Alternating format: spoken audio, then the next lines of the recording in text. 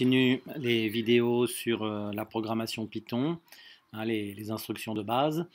Donc on va voir aujourd'hui les boucles. Donc les boucles, il y en a deux, la boucle for et la boucle while, qu'on utilise dans deux types de problèmes différents.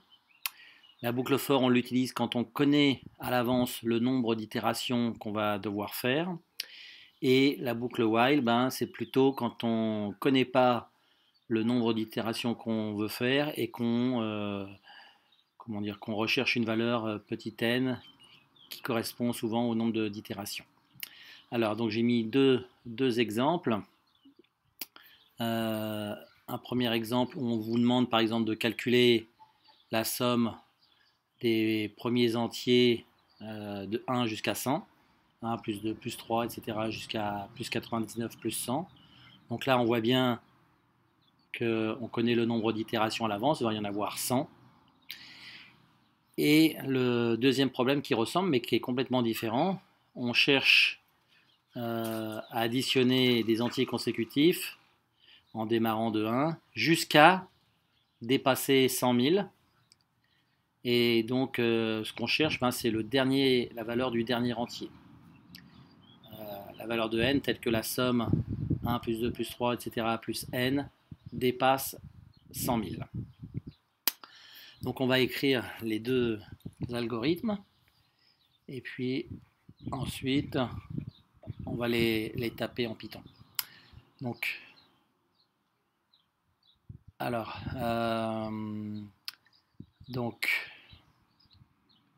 on a besoin,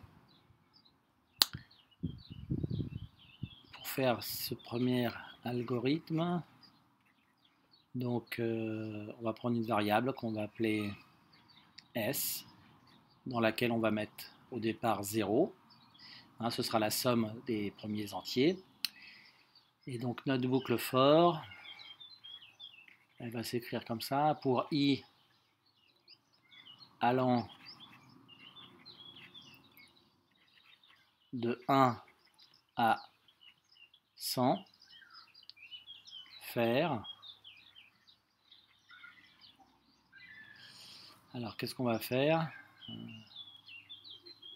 Eh bien, on va faire la somme de S plus I et on va l'envoyer dans S. Donc le premier calcul, on va faire 0 plus 1, ça va donner 1. Le deuxième calcul, on va faire 1 plus 2, ça va donner 3. Ensuite, 3 plus 3, ça va donner 6, etc. Et donc, quand c'est terminé, hein, donc fin du pour, eh bien, on lui demande d'afficher la valeur de S. Donc ça, c'est pour l'algorithme avec la boucle for. Pour l'algorithme avec la boucle while. Donc on va l'écrire un petit peu, on va prendre un petit peu de place sur la droite. Donc, pareil, on va démarrer avec une variable S qui va contenir la somme, donc qui démarre à 0. Ici, on va avoir besoin d'une autre variable, c'est la variable n.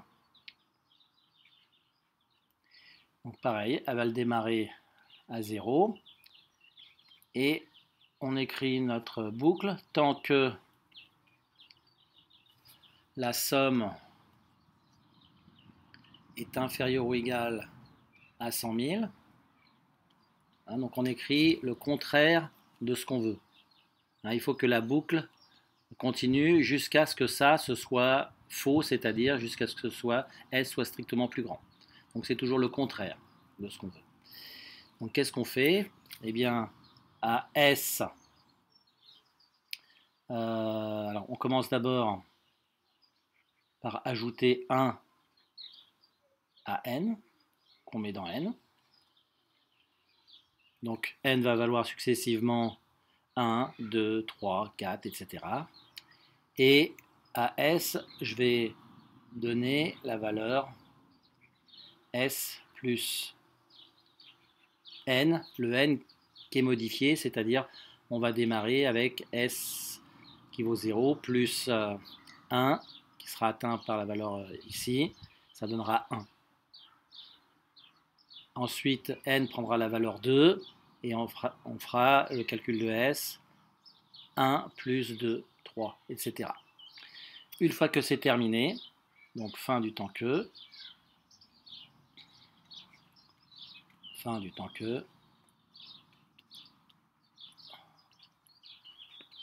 eh bien, on demande d'afficher,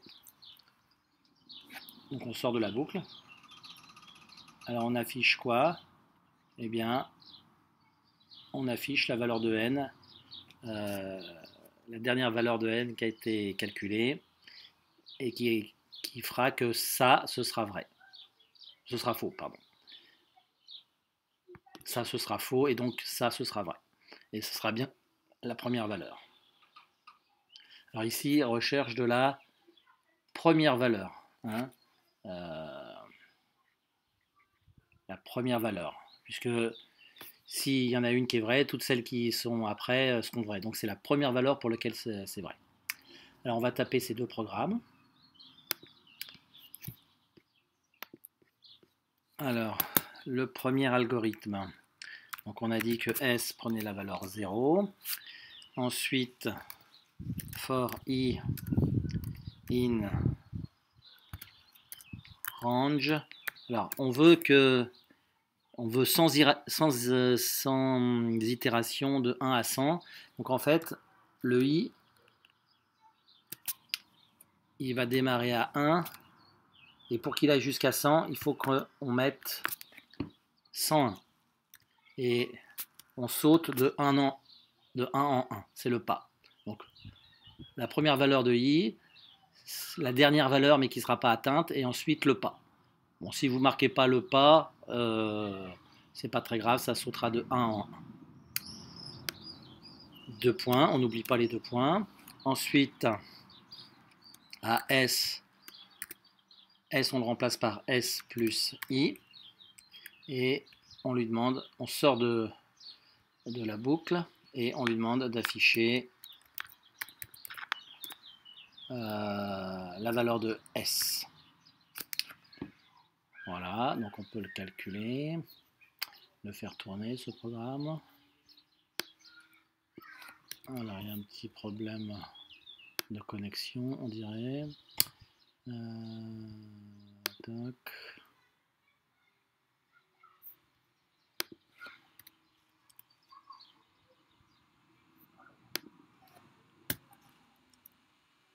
Voilà, c'est bon. Donc, on fait tourner.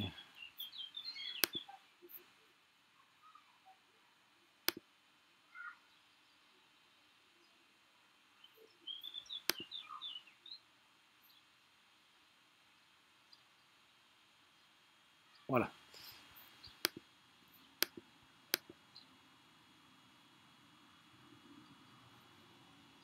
Très bien, il y a des problèmes de connexion. Je suis désolé. On va essayer de taper. Rep. Voilà. On part sur le Python.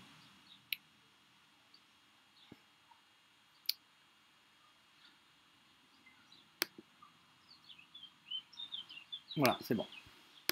Donc, c'est bon, j'ai gardé le programme. Ensuite, on le fait tourner. Et donc, vous voyez, il a calculé la somme des premiers entiers de 1 jusqu'à 100, ça fait 5050. Bien, le deuxième algorithme, donc je vous le remontre. Deuxième algorithme, c'est celui-ci, avec le temps que.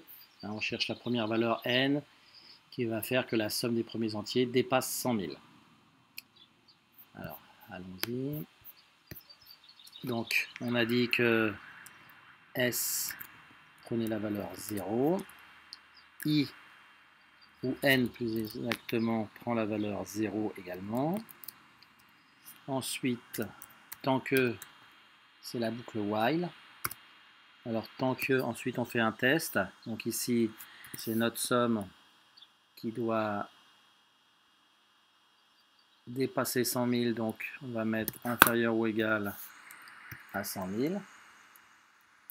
Hein, donc tant que le test ici est vrai, ben, il reste dans la boucle. Deux points. À I, j'associe I plus... pas I, excusez-moi, c'est N. À N, j'associe N plus 1. Et à S, j'associe S plus N. Est-ce que je l'avais bien écrit dans l'algorithme? Oui. Voilà, S plus N, c'est bon.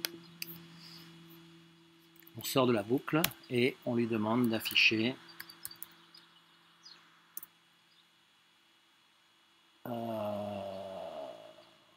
N. Alors allons-y. Donc 447. Il trouve que la somme des entiers, des premiers entiers, dépasse 100 000 pour 447. Alors on va vérifier avec l'autre algorithme, puisqu'on l'a encore.